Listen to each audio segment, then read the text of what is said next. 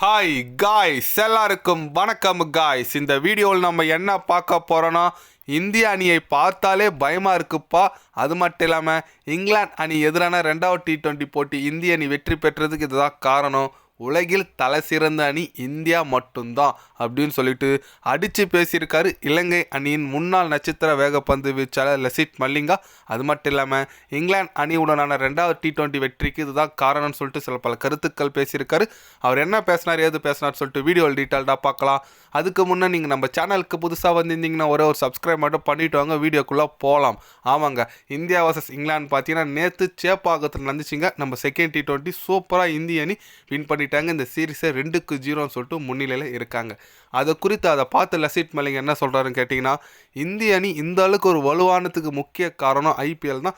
அது மட்டும் இல்லாமல் திலக் வர்மா கண்டிப்பாக இந்திய அணியோட ஃபியூச்சர்னு சொல்லுவேன். இந்திய அணி பார்த்தாலே கொஞ்சம் பயமாகவே இருக்குங்க. ஏன்னு கேட்டிங்கன்னா, ரோஹித் சர்மா விராட் கோலி இல்லாமல் இந்திய அணி எப்படி இருக்குன்னு நினச்சோம், ஆனால் அதோட பெட்டராக இப்போ உருவாகி இருக்குது. அது மட்டும் இல்லாமல் இந்திய அணி இளவீரர்கள் எந்த பயம் இல்லாமல் விளையாடுறாங்க. ஏன்னா அபிஷேக் சர்மாலாம் பார்த்தீங்கன்னா விக்கெட்டு போனாலும் அவரோட கேம் விளையாடுறாரு. ஹர்தீப் சிங் சூப்பராக போகிறாங்க. வருண் சக்கரவர்த்தி, ரவி பிஷ்ணா அவங்க டீம் எஃபெக்ட் சூப்பராக பண்ணுறாங்க.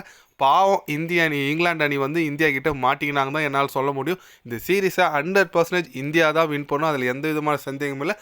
அது 4-1 இல்லை 3-2 சொல்லிட்டு நம்ம பொறுத்திருந்தால் பார்க்கணும் அப்படின்னு சொல்லிட்டு லசித் மலிங்கா பார்த்தீங்கன்னா இந்திய அணிக்கு சப்போர்ட் பண்ணி பேசியிருக்காரு.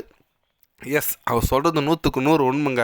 ஏன்னா ரோஹித் சர்மா விராட் கோலி இல்லையா, இந்திய அணி எப்படி இருக்கும் T20யில் பார்த்தா அதை விட ரொம்ப அசுரத்தனமான ஒரு வளர்ச்சி போயிட்டு இருக்குங்க.